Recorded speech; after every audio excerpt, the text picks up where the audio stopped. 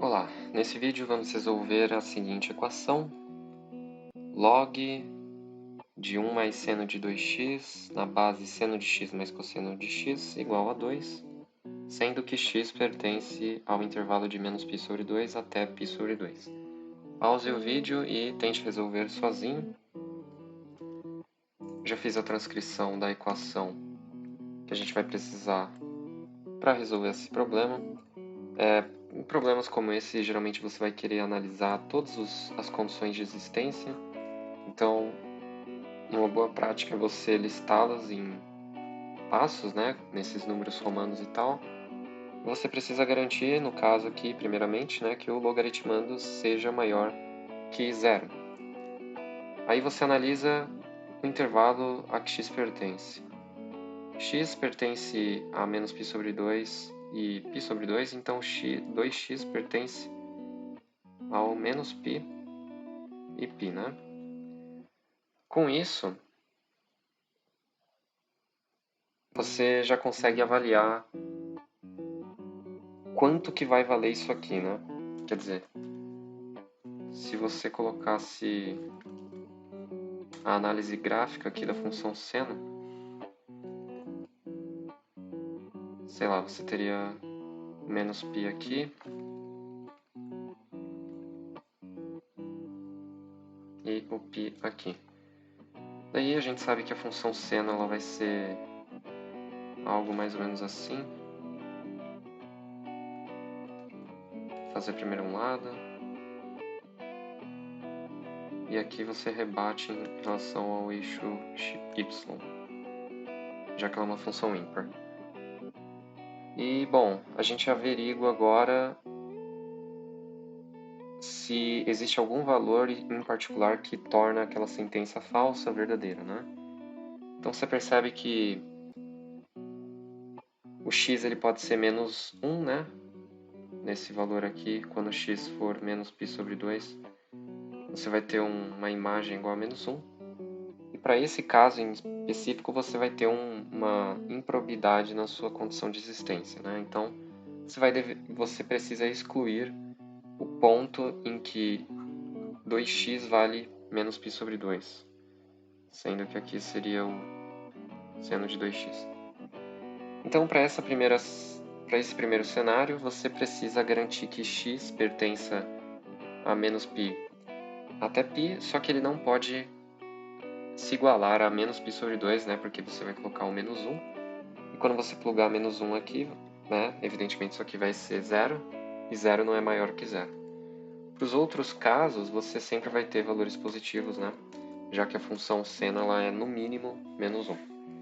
Então, aqui você pode escrever da seguinte forma, né, que 2x pertence, ou a gente coloca na lógica de conjuntos, então, de menos π até π sobre 2, né, menos π sobre 2, porque a gente não quer incluir esse valor. Ou você vai ter que fazer a união aqui de menos π sobre 2 até o π. Agora a gente faz simplesmente uma divisão, né? Então, de menos π sobre 2 até menos π sobre 4, aberto no π sobre 4, ou aberto em π sobre 4, e ali poderia ser fechado em π sobre 2. Então, basicamente, é só dividir, né, esse coeficiente que aparece aqui nas desigualdades. Beleza. Uma outra coisa que você tem que garantir é que a base seja um número positivo e diferente de 1. Isso aí é da definição de log, né? Então, ele tem que ser maior que 0 e seno de x mais cosseno de x deve ser diferente de 1. Porque se você elevar 1 a qualquer coisa, evidentemente isso vai dar o próprio 1. Então, vejamos. Nesse intervalo, fica difícil de você analisar separadamente, né? Seno e cosseno. Vale muito mais a pena você transformar essa soma em simplesmente um seno. Como que a gente faz isso? Tem uma técnica muito conhecida que basta você tomar os coeficientes que aparecem aqui, né, nas funções seno e cosseno, e você tirar um Pitágoras deles, fazendo aí um produto, uma fatoração, né? Então você percebe que aquela primeira desigualdade é exatamente, aliás, é equivalente a essa desigualdade que eu estou montando, e aí já fica mais claro a ideia por trás dessa fatoração. Então perceba, né? O 1 sobre raiz de 2, ele é resultado de seno e cosseno de um ângulo bem notável, no caso o 45 ou π sobre 4. Então a tática que você pode utilizar aqui é simplesmente se utilizar da soma de arcos em seno. E voilà!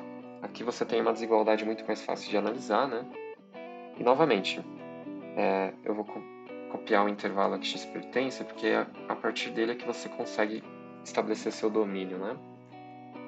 Então temos aqui o x pertencente a esse intervalo, e portanto x mais π sobre 4 vai pertencer a um intervalo bem definido também, já que ele agora passa a ser o nosso domínio, ou o nosso argumento. E por fim, ficamos com isso aqui, né? E agora você avalia. Nesse intervalo em que x mais π sobre 4 pertence à função seno, ela vai ser positiva? E se não, a gente precisa eliminar os intervalos ou os pontos em particular que tornam a sentença ali da desigualdade falsa. Então, novamente, eu vou me utilizar da análise gráfica aqui, né? Confesso que fica um pouco mais fácil, mas aqui já dá para ver uma coisa, né? Que quando for π sobre 4, ele ainda não vai estar ali no menor valor que a função seno pode assumir. Então ele vai estar mais ou menos aqui, né? Mais ou menos aqui. E a gente vai até o 3π sobre 4, que seria o equivalente a isso aqui. Então você tem esse desenho.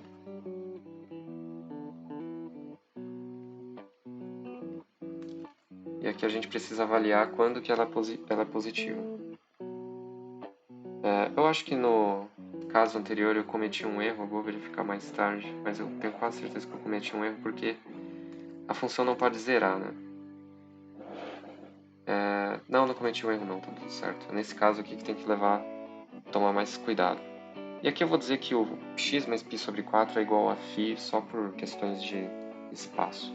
Então você percebe que a função seno desse φ ela vai ser negativa para o menos π sobre 4 e ela vai ser zero quando o φ for zero, né? Então a gente está interessado na bola aberta aqui, no zero, para que a função não seja nula. Ela precisa ser maior que zero, afinal de contas. E todo o trecho com bola fechada ali no 3π sobre 4, né, que a gente vai ter valor positivo. E outra coisa, né, como seno de x mais cosseno de x é diferente de 1, isso é equivalente, essa segunda condição aqui, a dizer, né, analogamente aí ao que eu fiz das fatorações, é equivalente a dizer que seno de x mais π sobre 4 tem que ser diferente de 1. Ou seja, o seno de x mais π sobre 4 tem que ser diferente de raiz de 2 sobre 2 ou 1 sobre raiz de 2. Certo, quando que isso acontece? Justamente quando tivermos os valores de π sobre 4, né, para o φ aqui. Claro, a gente sempre está analisando o φ como sendo o x mais π sobre 4, esse é o nosso argumento, vou até colocar aqui. Φ é igual a x mais π sobre 4. E ali precisamos encontrar os valores desse φ que tornam a desigualdade verdadeira.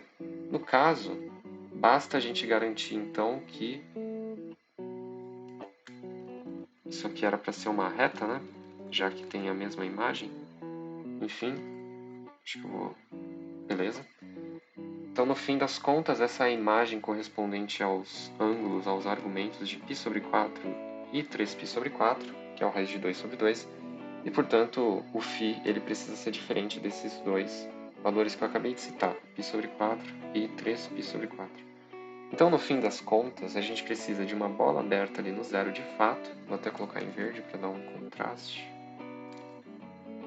de uma bola aberta aqui no π sobre 4 e de uma bola aberta ali no 3π sobre 4. Então, como você pode ver pelo intervalo gráfico ali, né, a gente tem que o x mais π sobre 4, ele precisa estar entre 0.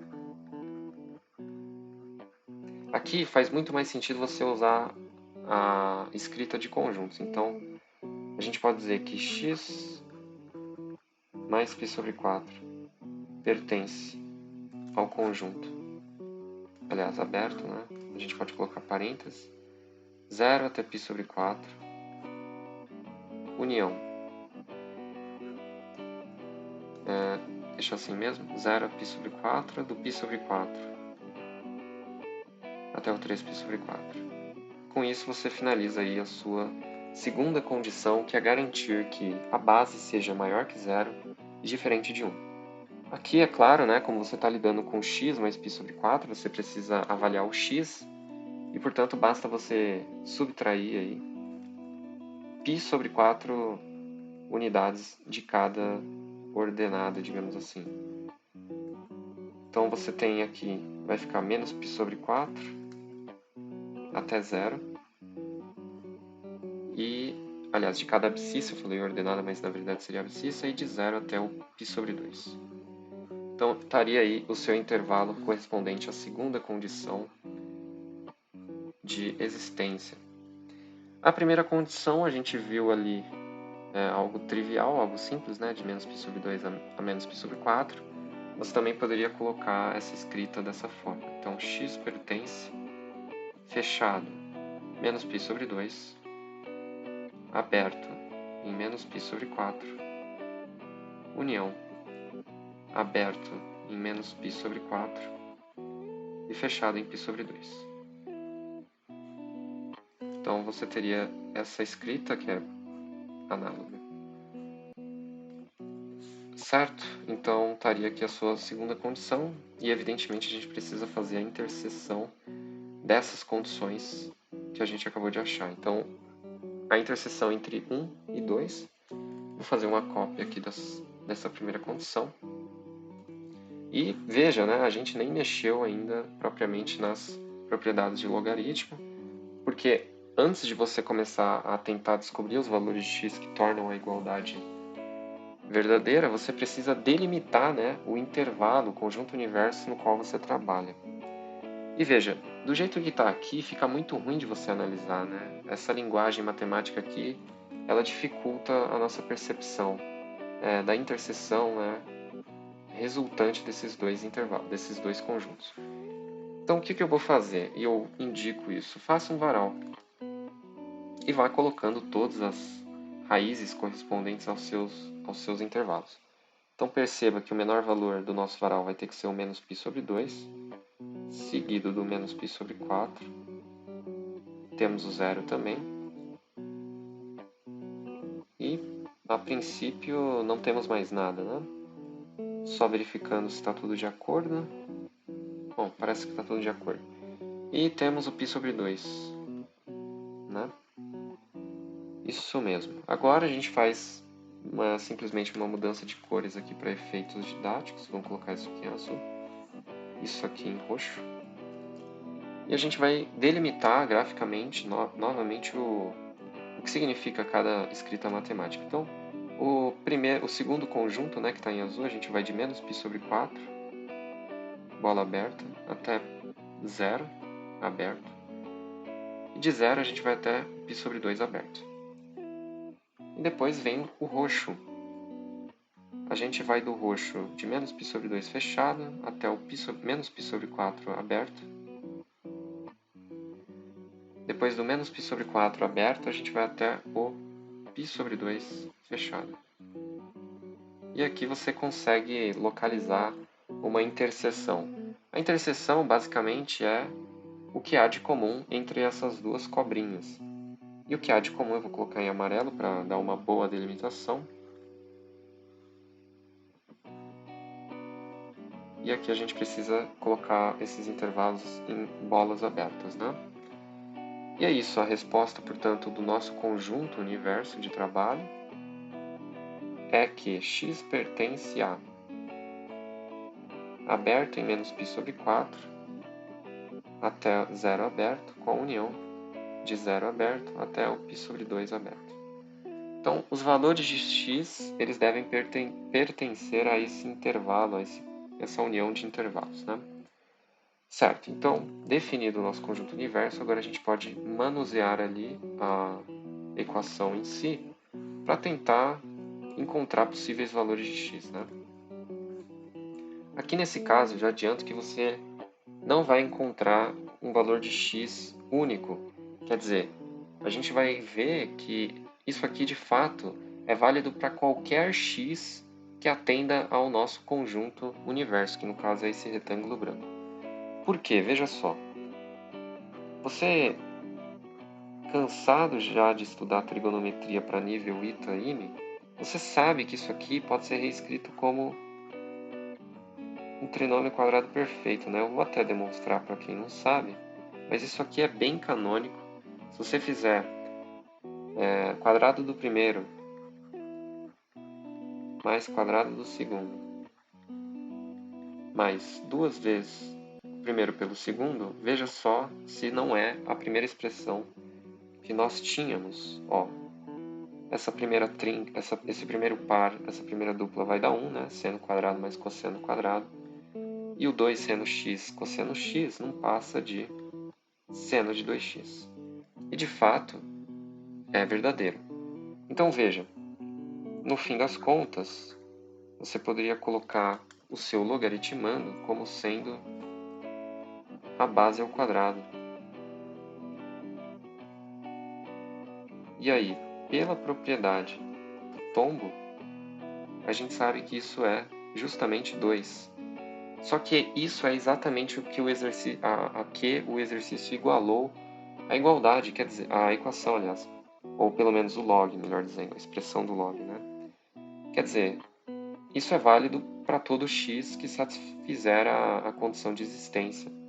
E, portanto, a sua resposta não vai ser um conjunto de valores, né, valores específicos, mas sim um conjunto, quer dizer, qualquer valor de x que você colocar que esteja naquele conjunto do retângulo branco, você vai cair numa igualdade, evidentemente. Quer dizer, você pode testar, né? Ah, vamos testar o zero. O que acontece se a gente colocar o zero? Você vai ver que vai dar uma improbidade matemática. Então, seno de 2, 0 é seno de 0. Seno de 0 é 0. E 1 mais 0 dá 1. E ali embaixo, você vai ter seno de 0, que é 0, mais cosseno de 0, que é 1. O problema é que isso de fato é verdade, né? Só que, pela condição de existência da função log, não podemos admitir bases iguais a 1. Apesar do logaritmando ser um número positivo, a base não pode ser 1, pela definição de log, né? É claro que se você fizer 1 ao quadrado, vai dar o próprio 1. Só que aí, quer dizer, você não vai ter solução única, né? Qualquer valor aqui que você colocasse daria certo, e portanto isso aqui seria um sistema, entre aspas, né? Um sistema indeterminado. Mas enfim, é só para mostrar que respeitada a união desses conjuntos do retângulo branco, você tem o procedimento matemático verificado e a sua resposta, portanto, acaba sendo só o retângulo branco. Então, como que você colocaria isso lá na resposta discursiva? Você poderia deixar desse jeito, ou você escreve de forma bem informal. Você vai dizer que x é um x que pertence ao conjunto dos números reais, tal que... Aí você escreve normalmente. Tal que x pertence ao aberto de menos π sobre 4 até 0 aberto, com a união de 0 aberto até o π sobre 2 aberto. E fecha esse símbolo cujo nome eu esqueci. E é isso. A sua resposta estaria bem fundamentada dessa maneira. Você explicitou as condições intrínsecas de existência do problema Mostrou também que aquilo que seria o logaritmando, na verdade a base ao quadrado, e portanto você tem uma identidade matemática, que é igual a 2, e que isso serve para qualquer valor que esteja compreendido naquela união de intervalos. Muito obrigado por quem enviou esse vídeo, aliás, essa questão, e eu vejo vocês no próximo problema.